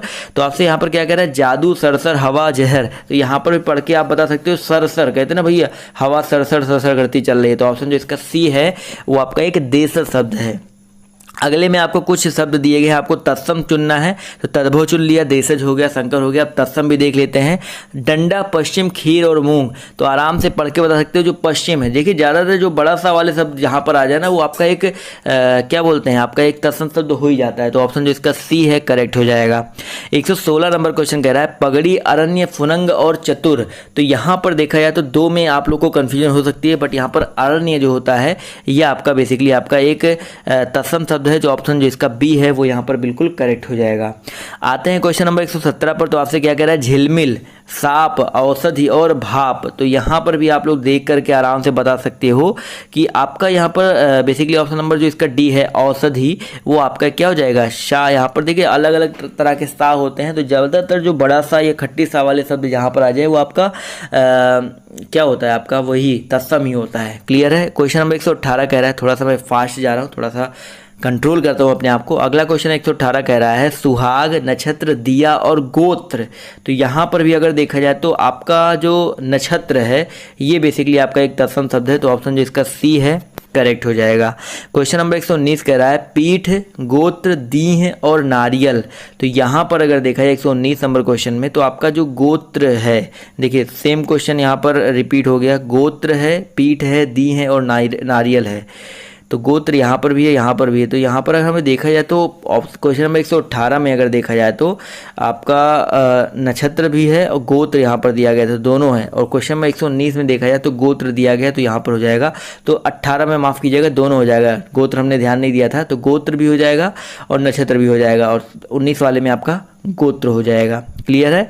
आते हैं क्वेश्चन नंबर 120 पर। तो आपसे क्या कह रहा है कि निम्नलिखित में से किसे देसी शब्द भी कहा जाएगा। तो देसी शब्द और किसे कह सकते हो भाई, आराम से बता सकते हो कि देशज जो शब्द होता है उसे हम लोग देसी शब्द भी कह सकते हैं। तो ऑप्शन जो इसका बी है वो यहाँ पर करेक्ट हो जाएगा।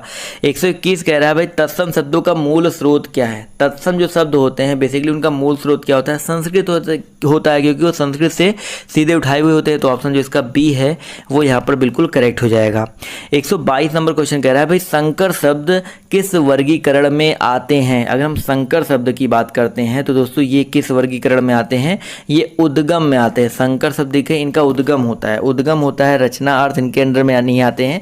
तो ऑप्शन जो इसका बी है वो करेक्ट हो जाएगा। सॉरी बी है वो करेक्ट हो जाएगा। अब आएंगे सीधे क्वेश्चन नंबर 123 पर। तो आपसे यहाँ पर क्या कह रहा है कि निम्नलिखित में से कौन सा शब्द भेद उद्गम के आधार पर नहीं है। तो उद्गम के आधार पर कौन सा नहीं है, तो देखा जाए तो यहाँ पर जो आपका रूढ़ है, रूढ़ जो शब्द होते हैं वो आपके उद्गम के आधार पर नहीं होते हैं। तो ऑप्शन जो इसका सी है वो यहाँ पर बिल्कुल करेक्ट हो जाएगा। क्वेश्चन नंबर 124 पर आते हैं। तो आपसे क्या कह रहा है कि शब्दों के वर्गीकरण का आधार क्या है। शब्दों के वर्गीकरण का आधार क्या है, तो भैया शब्दों का वर्गीकरण हम लोग उद्गम, अर्थ, रचना या उपरोक्त देखा जाए तो तीनों के आधार पर कर सकते हैं। तो ऑप्शन जो इसका डी है वो करेक्ट हो जाएगा। क्लियर है दोस्तों। चलिए आते हैं क्वेश्चन नंबर 125 पर। तो देखिए क्वेश्चन नंबर 125 कह रहा है भी शब्द क्या है। जो भी शब्द है वो आपका एक निपात शब्द होता है। तो ऑप्शन जो इसका डी है वो यहाँ पर बिल्कुल करेक्ट हो जाएगा। क्लियर है सर।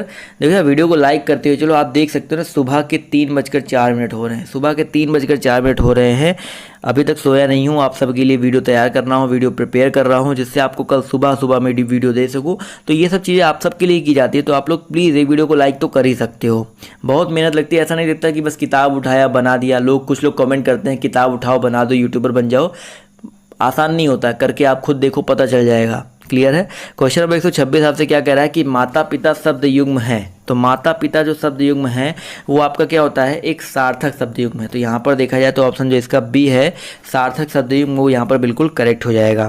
क्वेश्चन नंबर आपका 127 कह रहा है कि प्रा उपसर्ग से बनने वाले शब्द समूह क्या है। तो प्रा से आपका क्या बन सकता है भाई, प्रभाव बन सकता है, बहुत सारी ऐसी चीज़ें बन सकती है। प्रत्येक यहाँ पर देखा जाए तो बन सकता है, तो प्रति से बनता है प्रत्येक, लेकिन प्रा से सिर्फ पूछ रहा है तो प्रभाव बन जाएगा, प्रदेश बन जाएगा, प्रपत्र बन जाएगा। तो ऑप्शन जो इसका डी है वो यहाँ पर करेक्ट हो जाएगा। यहाँ पर प्रत्येक में प्रति आ जाएगा, प्रत्युत्तर में प्रति आ जाता है, यहाँ भी प्रत्येक है, तो ये तीनों तो नहीं बनेंगे। तो ऑप्शन जो इसका डी है वो करेक्ट हो जाएगा। क्वेश्चन नंबर आपका 128 क्या कह रहा है, ध्यान से देखिए कि निम्नलिखित में से वसुधा का समानार्थी क्या है। वसुधा का समानार्थी क्या है भाई, वसुधा का समानार्थी पूछ रहा है। तो यहाँ पर देखा जाए तो वसुंधरा जो है आपका ऑप्शन जो इसका बी है ये वसुधा का समानार्थी हो जाएगा। क्वेश्चन नंबर 129 क्या कह रहा है कि नृत्य का तद्भव शब्द क्या है।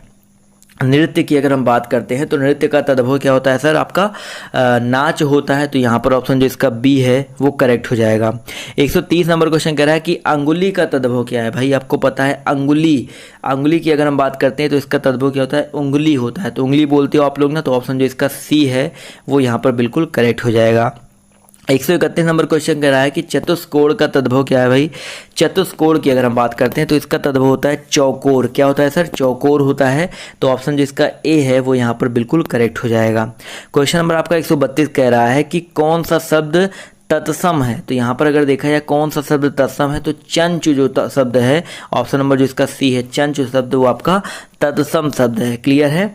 चलिए आते हैं क्वेश्चन नंबर 133 पर। तो आपसे कह रहा है कि नमक का तत्सम रूप क्या है। अगर हम बात करते हैं नमक के तत्सम रूप के बारे में, तो नमक का तो जो तत्सम रूप होता है आपका लवण होता है। तो ऑप्शन जो इसका सी है वो यहाँ पर बिल्कुल करेक्ट हो जाएगा। क्वेश्चन नंबर आपका 134 कह रहा है कि सतसई का तत्सम क्या है। तो भाई सतसई का जो तत्सम होता है वो सप्तशती होता है। क्या होता है सर, सप्तशती होता है। तो ऑप्शन जो इसका सी है वो यहाँ पर बिल्कुल करेक्ट हो जाएगा। 135 नंबर क्वेश्चन पर आते हैं। तो भाषा की सबसे छोटी इकाई क्या है। तो भाषा की जो सबसे छोटी इकाई है वो आपकी वर्ड कहलाती है, यानी कि ऑप्शन जो इसका सी है वो यहाँ पर बिल्कुल करेक्ट हो जाएगा। देखिए बिना रुके मैंने आपसे बोला था ना कि ये वीडियो आपको बनाऊंगा, तो आप देख सकते हैं यहाँ पर 44 मिनट हो चुका है अभी बिना रुके। देखिए बिना कट एंड क्रॉप की वीडियो चल रहा है और ये चलता रहेगा। मैं आपसे जो वादा करता हूँ वो करता हूँ, ये नहीं कि कट और क्रॉप करके आपके लिए वीडियो बनाऊँ, पूरी मेहनत के साथ आपके लिए वीडियो बनाता हूँ। क्वेश्चन नंबर आपका यहाँ पर 36 कह रहा है कि वर्णमाला कहते हैं। तो भाई वर्णमाला जो है किसे कहते हैं, तो याद रखिएगा यहाँ पर आपका जो वर्णों का व्यवस्थित समूह होता है उनको वर्णमाला कहा जाता है। तो ऑप्शन जो इसका डी है वो यहाँ पर बिल्कुल करेक्ट हो जाएगा। क्वेश्चन नंबर 137 कह रहा है कि प्रकोष्ठ शब्द क्या है। भाई प्रकोष्ठ जो शब्द है वो आपका क्या है, एक तत्सम शब्द होता है। तो ऑप्शन जो इसका बी है वो यहाँ पर बिल्कुल करेक्ट हो जाएगा। जितने लोग अभी तक नहीं याद है तो टेलीग्राम पर मैं इसका पीडीएफ दे चुका हूँ, तो आप जाके वहाँ देख सकते हैं।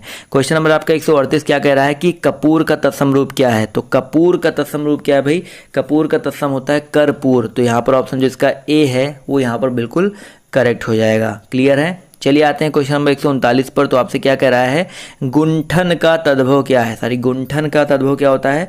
तो भाई गुंठन का मतलब होता है घूंघट। तो यहाँ पर ऑप्शन जो इसका बी है वो यहाँ पर बिल्कुल करेक्ट हो जाएगा। गुठन होना चाहिए था, तो गुठन का तद्भव आपका घूंघट होता है। क्वेश्चन नंबर आपका देखिए यहाँ पर क्या कह रहा है, 140 नंबर कह रहा है कि संविदा का सर्वाधिक उपयुक्त के अर्थ क्या है। संविदा आपने देखा है ना क्या होता है, संविदा मतलब होता है बेसिकली ठेका होता है। क्या होता है, ठेका होता है। तो बेसिकली ये सबसे उपयुक्त अर्थ है। तो ऑप्शन जो इसका बी है वो यहाँ पर बिल्कुल करेक्ट हो जाएगा। 141 नंबर क्वेश्चन कह रहा है कि यौगिक शब्द की पहचान करें। तो ये यौगिक शब्द की पहचान करना है। तो यहाँ पर अगर देखा जाए तो यौगिक शब्द, तो कक्षा अध्यापक जो है वो आपका यौगिक शब्द है। यौगिक मतलब क्या होता है, दो चीज़ों से मिलकर बनता है, दो शब्दों से मिलकर बनता है। तो कक्षा प्लस अध्यापक मिलकर आपका बना है कक्षा अध्यापक। तो ऑप्शन जो इसका डी है करेक्ट हो जाएगा। चलिए आते हैं अगले क्वेश्चन पर। तो 142 क्वेश्चन कह रहा है कि दर्शन का तद्भव क्या है। भाई दर्शन का तद्भव कई बार बता चुका हूँ, दर्शन होता है। तो ऑप्शन जो इसका बी वाला है वो यहाँ पर बिल्कुल करेक्ट हो जाएगा। क्वेश्चन नंबर 143 कह रहा है कि आंख शब्द का तत्सम रूप क्या है। तो आंख शब्द का जो तत्सम रूप होता है वो अक्ष होता है। और तो यहाँ पर देखा जाए तो आंख का जो तत्सम कह रहा है ना, तो आपका अक्ष हो जाएगा। इसके अलावा चक्षु, लोचन और नेत्र इसके पर्यायवाची मान सकते हो। क्लियर है। चलिए आते हैं क्वेश्चन नंबर 144 पर। तो आपसे क्या कह रहा है कि रचना के अनुसार शब्द के प्रकार कितने हैं। तो भाई रचना के आधार पर जो शब्द होते हैं वो आपके कितने प्रकार के होते हैं। भाई आपके 4 प्रकार के होते हैं। अब आप लोग का एक काम बनता है ना, ये चारों प्रकार आप लोग कमेंट करके बताओ, ये चारों प्रकार कौन कौन से होते हैं रचना के आधार पर।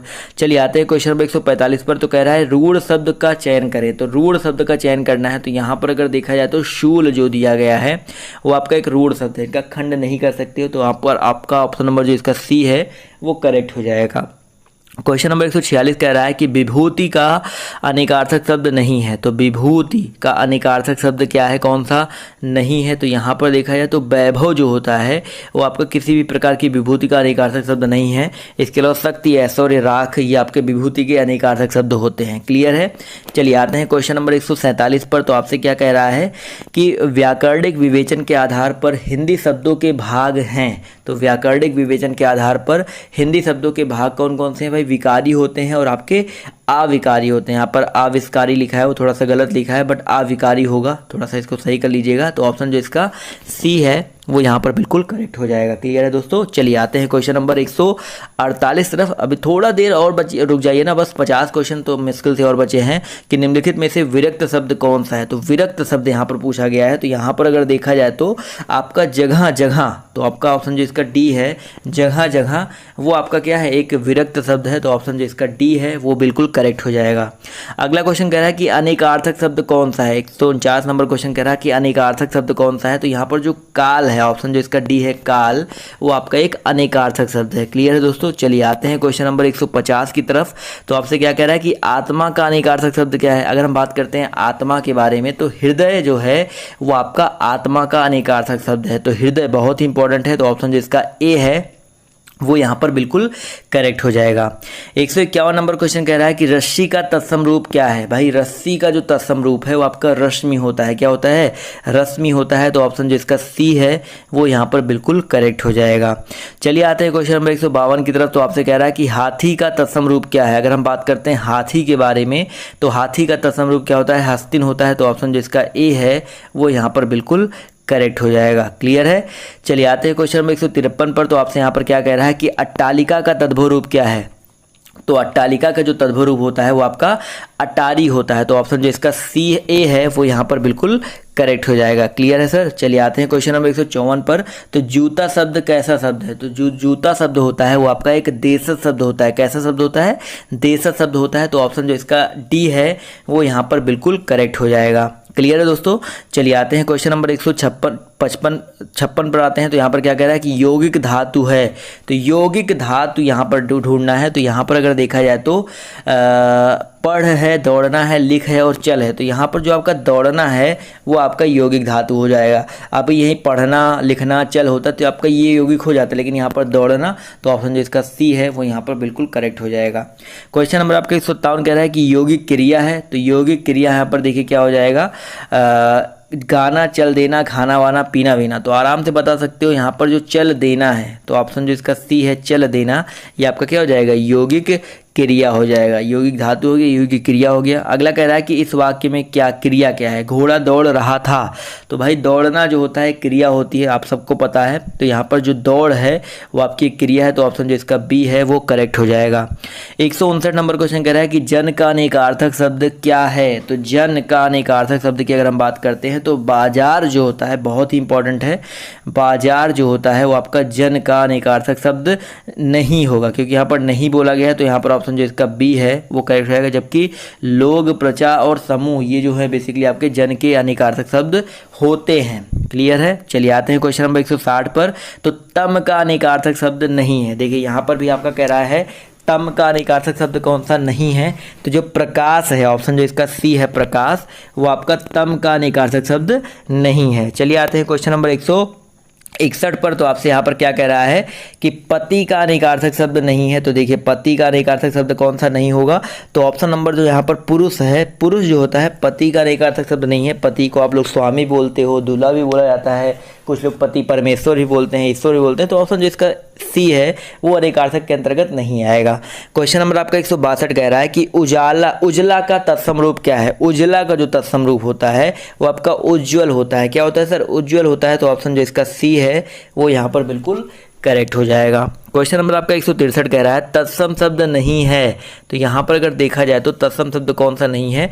तो आपका जो आंसू है ये आपका तत्सम शब्द नहीं है। क्लियर है। तो अश्रु होता तो आप मान सकते हैं, लेकिन आंसू जो है आपका तत्सम शब्द नहीं है। चलिए आते हैं क्वेश्चन नंबर 164 पर। तो आपसे कह रहा है कि महात्मा गांधी अहिंसा के साक्षात थे। महात्मा गांधी जो थे वो आपके अहिंसा के साक्षात थे।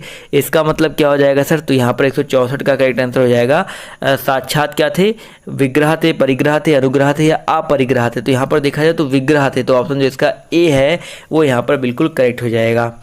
चलिए आते हैं क्वेश्चन नंबर 165 पर। तो आपसे क्या कह रहा है कि देशज शब्द है। तो यहाँ पर देशज शब्द ढूंढा जा रहा है। तो देखा जाए तो चिट्ठियाँ जो है, चिट्ठियाँ मेरे को दिखाई पड़ रहा है। तो यहाँ पर जो चिड़िया है और आशय है, गरम है, मज़ा है। तो यहाँ पर अगर देखा जाए तो चिड़िया तो देशज शब्द नहीं होगा, गरम, आशय, मज़ा।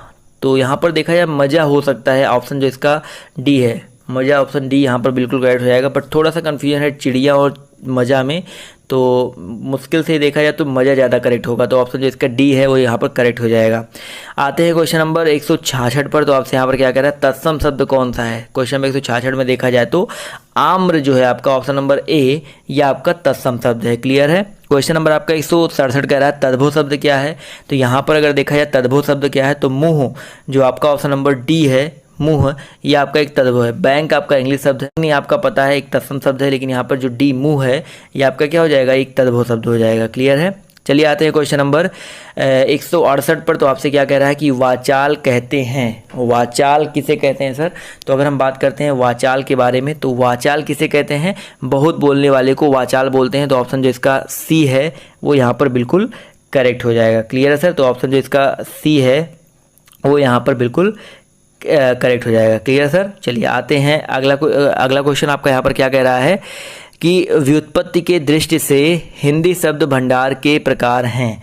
तो व्युत्पत्ति के दृष्टि से हिंदी शब्द भंडार के कितने प्रकार होते हैं। तो व्युत्पत्ति की दृष्टि से दोस्तों आपके 4 प्रकार होते हैं। कितने प्रकार होते हैं। तो ऑप्शन जो इसका सी है वो यहाँ पर बिल्कुल करेक्ट हो जाएगा। क्लियर है। तो यहाँ पर जो ऑप्शन नंबर आपका कौन सा है, सी है, वो यहाँ पर बिल्कुल करेक्ट हो जाएगा। चलिए आते हैं अगले क्वेश्चन पर। तो अगला क्वेश्चन आपका यहाँ पर क्या कह रहा है, देखिए ध्यान से, तत्सम शब्द कौन सा है। तो तत्सम शब्द पूछ रहा है आपसे यहाँ पर। तो यहाँ पर अगर देखा जाए तत्सम शब्द की अगर हम बात करते हैं तो भादो, भाद्रपद, भाद्रपद नहीं है, भाद्रपद। ऑप्शन अगर बी की बात करते हैं तो ये आपका तत्सम शब्द है। क्लियर है सर। तो ऑप्शन जो इसका बी है वो यहाँ पर बिल्कुल करेक्ट हो जाएगा। क्लियर है। चलिए आते हैं अगले क्वेश्चन पर। तो अगला क्वेश्चन आपका यहाँ पर कह रहा है कि तद्भव शब्द यहाँ पर कौन सा है। तो तद्भव शब्द यहाँ पर कौन सा हो जाएगा। तो यहाँ पर 171 में देखा जाए तो भाप है, वाष्प है, उष्ण है और वाष्पन है। तो यहाँ पर जो आपका भाप है, तद्भव पूछ रहा है, तो ऑप्शन जो इसका क्या बोलते हैं ए है वो यहाँ पर बिल्कुल करेक्ट हो जाएगा। क्लियर है दोस्तों। चलिए आते हैं अगले क्वेश्चन तरफ। तो अगला क्वेश्चन आपका देखिए यहाँ पर क्या कह रहा है कि संयुक्त क्रिया का उदाहरण कौन सा है। तो संयुक्त क्रिया का उदाहरण कौन सा है। तो याद रखिएगा 172 में क्या हो जाएगा सर, इसका जो करेक्ट आंसर हो जाएगा तुम प्रतिदिन पढ़ने आया करो। तो ऑप्शन जो इसका सी है वो यहाँ पर बिल्कुल करेक्ट हो जाएगा। तुम प्रतिदिन पढ़ने आया करो, ये आपका बेसिकली संयुक्त क्रिया का उदाहरण हो जाएगा। क्लियर है सर। चलिए आते हैं क्वेश्चन नंबर 172 के बाद 173 पर। तो आपसे यहाँ पर क्या कह रहा है, कौन सा कथन सत्य नहीं है। तो यहाँ पर 173 में अगर देखा जाए तो संकर शब्द ग्रामीण शब्द है। यहाँ पर पहला जो कह रहा है फिर से वही सेम क्वेश्चन रिपीट हो गया। तो ये आपका देखा जाए तो संकर शब्द ग्रामीण शब्द है ही नहीं। तो ऑप्शन जो इसका ए है वो यहाँ पर बिल्कुल करेक्ट हो जाएगा। आते हैं क्वेश्चन नंबर 174 पर। तो गृहकट, फिर से क्वेश्चन रिपीट हो गया क्या सारे के सारे। तो गृहकट शब्द क्या है। तो भाई देखिए फिर से रिपीट हो गया तो मैं छोड़वा दूंगा, कोई दिक्कत नहीं है। तो गृहकट आपको पता है देश शब्द है। तो यहाँ पर देश शब्द चुनना है। तो आपको पता है लोटा जो है आपका देश शब्द है। रिपीट हो गया, चाहे 2-3 क्वेश्चन रिपीट हो गए तो कोई बात नहीं। अब देखिए इसमें बताना है आपको कि निम्नलिखित में से तत्सम शब्द चुनना है आपको। तत्सम शब्द यहाँ पर देखा जाए तो क्या हो जाएगा 176 में। तो आपका जो पश्चिम है वो आपका क्या हो जाएगा, एक तत्सम शब्द हो जाएगा। क्लियर है सर। चलिए आते हैं अगले क्वेश्चन पर। तो यहाँ पर कह रहा है निम्नलिखित में से किसे देसी शब्द कहा जाता है। तो यहाँ पर कई सारे क्वेश्चन रिपीट हो गए, उसके लिए माफ़ी चाहूँगा। तो देसी शब्द किसे कहा जाता है, तो देसी शब्द को आपका देसी शब्द कहा जाएगा। चलिए अब आते हैं कुछ नए क्वेश्चन तरफ। तो यहाँ पर क्या कह रहा है कि निम्नलिखित प्रश्नों में से कौन सा युग्म शब्द अशुद्ध है। तो यहाँ पर देखा जाए तो कौन सा युग्म शब्द अशुद्ध है। तो पति रूपतियो, देखा जाए तो ये जो पति रूपतियो दिया गया है, ये पति रूपतियो यहाँ पर देखा जाए तो ये अशुद्ध देखने में ही लग रहा है। तो ऑप्शन जो इसका ए है वो यहाँ पर बिल्कुल करेक्ट हो जाएगा। क्लियर है सर। चलिए आते हैं अगले क्वेश्चन पर। तो अगला क्वेश्चन कह रहा है कि तत्सम शब्दों का मूल स्रोत क्या है। तो आपको पता है संस्कृत होता है। तो ऑप्शन जिसका बी है करेक्ट हो जाएगा। अगला क्वेश्चन कह रहा है भाई शब्दों के वर्गीकरण का आधार क्या है। तो शब्दों के वर्गीकरण का आधार क्या है सर, उद्गम भी है, अर्थ भी है, रचना भी है। तो ऑप्शन जो इसका डी है वो यहाँ पर बिल्कुल करेक्ट हो जाएगा। क्वेश्चन नंबर 181 कह रहा है योग रूढ़ शब्द क्या क्या अर्थ है। तो योग रूढ़ शब्द का क्या अर्थ है। तो अगर हम बात करते हैं योग रूढ़ का मतलब क्या होता है भैया। तो योग रूढ़ देखिए, रूढ़ आपको बता दिया, योग रूढ़ जान लीजिए। योग रूढ़ बेसिकली आपका क्या होता है, ये जो सामान्य अर्थ छोड़कर परंपरागत अर्थ बताते हैं वो आपके योग रूढ़ कहलाते हैं। जैसे आपका लंबोदर हो गया, बहुत सारे ऐसे होते हैं। आते हैं अगले क्वेश्चन पर। तो आपसे क्या कह रहा है कि विकारी शब्दों के जिस रूप से उनकी संख्या का बोध होता है वे क्या कहलाते हैं। तो विकारी शब्दों के जिस रूप से उनकी संख्या का बोध हो बेसिकली वो आपके वचन कहलाते हैं। तो एक वचन, दो वचन आपने सुना है ना। तो ऑप्शन जो इसका ए है वो यहाँ पर बिल्कुल करेक्ट हो जाएगा। क्लियर है। चलिए आते हैं क्वेश्चन नंबर 183 पर। तो आपसे क्या कह रहा है कि संस्कृत के वे शब्द जो हिंदी में बिना किसी परिवर्तन के प्रयुक्त होते हैं वो क्या कहलाते हैं। तो भैया क्या कहलाते हैं संस्कृत के वे शब्द, तो बेसिकली आपका तत्सम कहलाते हैं। तो ऑप्शन जो इसका सी है वो यहाँ पर बिल्कुल करेक्ट हो जाएगा। अग्नि, अष्ट, अश्रु, अच्छी, बहुत सारे ऐसे तत्सम शब्द हैं। चलिए आते हैं क्वेश्चन नंबर 184 पर। तो आपसे क्या कह रहा है कि निम्नलिखित में से किस समूह में सभी शब्द तत्सम हैं। तो यहाँ पर सभी शब्द तत्सम यहाँ पर कौन सा हो जाएगा सर, 184 में अगर देखा जाए तो सभी शब्द आपका तत्सम यहाँ पर शर्करा, पवन, ज्येष्ठ, अग्नि। पहले वाले ऑप्शन की अगर हम बात करते हैं तो अग्नि भी आपका तत्सम है, ज्येष्ठ भी है, आपका शर्करा भी है और पवन भी है। तो यहाँ पर देखा जाए पहला ही ऑप्शन यहाँ पर करेक्ट हो जाएगा। तो ऑप्शन जो इसका ए है करेक्ट हो जाएगा।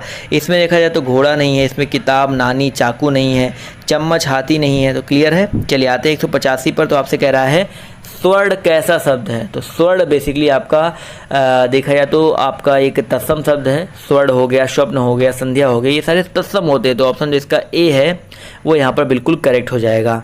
186 नंबर क्वेश्चन आपसे क्या कह रहा है कि वे शब्द जो प्रकृति, प्रत्यय अथवा दूसरे शब्दों के योग से बनी हो वो क्या कहलाते हैं।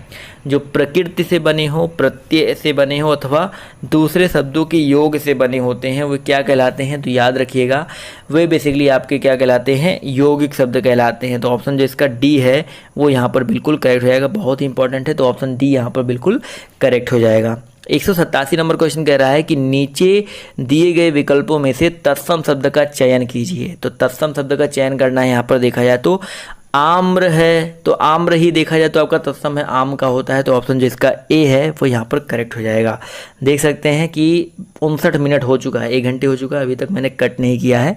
अगला क्वेश्चन आपका यहाँ पर क्या कह रहा है कि दिए गए विकल्पों में से तद्भव शब्द का चयन कीजिए। तो तद्भव शब्द का चयन करना है। तो याद रखिएगा 188 का करेक्ट आंसर क्या हो जाएगा सर, आपका मुंह। जो आपका मुंह है, ऑप्शन नंबर जो इसका डी है वो आपका एक तद्भव शब्द है। जबकि बैंक, अग्नि, अमीर ये आपके देखा जाए तो अलग अलग होते हैं। देखिए अभी मैंने अमीर के बारे में बताया था, शायद दिमाग में उस समय नहीं आ रहा था। तो अमीर बेसिकली आपका एक फ़ारसी शब्द होता है। मैंने शायद उस समय कुछ और बोल दिया था, पुर्तगाली बोल दिया था। तो पुर्तगाली नहीं होता, बेसिकली आपका एक फ़ारसी शब्द होता है। क्लियर है। चलिए आते हैं क्वेश्चन नंबर 189 पर। तो आपसे यहाँ पर क्या कह रहा है कि निम्नलिखित विकल्पों में से सकर्मक क्रिया का चयन करना है। आपको क्या करना है सर, सकर्मक क्रिया का चयन करना है। तो याद रखिएगा यहाँ पर लेटना, पिघलना, छूटना और तड़पाना।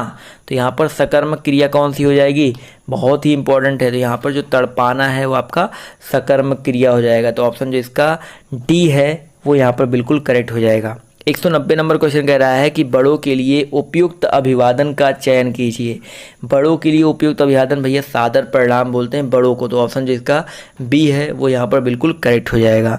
अगला क्वेश्चन कह रहा है कि निम्नलिखित शब्दों के दिए गए विकल्पों में तत्सम शब्द का चयन कीजिए। तो तत्सम शब्द का आपको चयन करना है। तो यहाँ पर अगर देखा जाए तो कलश, जो आपका ऑप्शन ए है, कलश जो है आपका तत्सम शब्द हो जाएगा। तो ऑप्शन जिसका ए है वो यहाँ पर बिल्कुल करेक्ट हो जाएगा। क्लियर है दोस्तों। चलिए क्लियर है तो आते हैं अगले क्वेश्चन की तरफ। तो अगला क्वेश्चन आपका यहाँ पर क्या कह रहा है कि घुड़सवार शब्द निम्न में से क्या है। तो घुड़सवार, तो घुड़सवार आप देख के ही बता सकते हो कि यौगिक शब्द है। तो ऑप्शन जो इसका सी है वो यहाँ पर बिल्कुल करेक्ट हो जाएगा। क्लियर है दोस्तों। तो सी पर टिक करेंगे और बढ़ेंगे हम लोग अगले क्वेश्चन की ओर। तो अगला क्वेश्चन आपका यहाँ पर क्या कह रहा है, ध्यान से देखिए कि अजायब घर क्या है भाई। अजायब घर की अगर हम बात करते हैं तो ये होता है आपका एक संकर शब्द, 2 अलग अलग भाषाओं से मिलकर बना, शब्दों से मिलकर है। तो ऑप्शन जिसका डी है वो यहाँ पर बिल्कुल करेक्ट हो जाएगा। आते हैं अगले क्वेश्चन पर। तो अगला क्वेश्चन आपका कह रहा है कि मोर का तत्सम रूप क्या होता है। अगर हम बात करते हैं भैया मोर के बारे में, तो मोर का तत्सम क्या होता है। तो बिल्कुल सिंपल सा क्वेश्चन है, कई बार आपने देखा भी होगा, मयूर होता है। तो ऑप्शन जो इसका बी है वो यहाँ पर बिल्कुल करेक्ट हो जाएगा। क्वेश्चन नंबर आपका 95 कह रहा है कि निम्नलिखित में से योग रूढ़ शब्द चुनना है। 195 में योग रूढ़ शब्द चुनना है। तो आपका जो चक्रपाणी है, देखिए चक्रपाणी, तो कानी उंगली में, पानी उंगली में जिसके चक्र होता है वो आपका चक्रपाणी विष्णुदेव कहलाते हैं। तो ऑप्शन जिसका बी है वो यहाँ पर एक योग रूढ़ हो जाएगा। 196 नंबर क्वेश्चन देखिए ध्यान से क्या कह रहा है कि जिस मूल शब्द में विकार होने से क्रिया बनती है उसे क्या कहते हैं। तो जिस मूल शब्द में विकार होने से क्रिया बनती है उन्हें हम लोग बोलते हैं यौगिक धातु। तो ऑप्शन जो इसका डी है वो यहाँ पर बिल्कुल करेक्ट हो जाएगा। तो क्लियर है सर। तो 1 घंटे 2 मिनट का जो वीडियो है आपके लिए मैंने यहाँ पर प्रिपेयर किया है बिना रुके और एक बीच में एक गलती हुई थी अमीर शब्द को लेकर के, तो उसके लिए माफ़ कर देना। तो मैं कोई कट और क्रॉप नहीं कर रहा हूँ, सीधे पढ़ा रहा हूँ। तो बस आपको ये वीडियो कैसा लगा आप लोग इतना कमेंट करके बताइएगा, और इसके अलावा इसी तरह के वीडियोस मैं आपके लिए लेकर के आता रहता हूँ। तो बस यार आज के इस वीडियो में तो इतना ही, अगले बाय, टेक केयर, जय हिंद जय भारत। बस शेयर कर दो ज़्यादा से ज़्यादा, पीडीएफ मैं आपको अपने टेलीग्राम ग्रुप पर दे दूंगा। शेयर करो ज़्यादा से ज़्यादा यार, शेयर करो, लाइक करो, तभी तो आपको पीडीएफ में आपको इतना सब कुछ दे रहा, तो इतना तो कर ही सकते हो। तो अभी के लिए बाय, टेक केयर, जय हिंद जय भारत।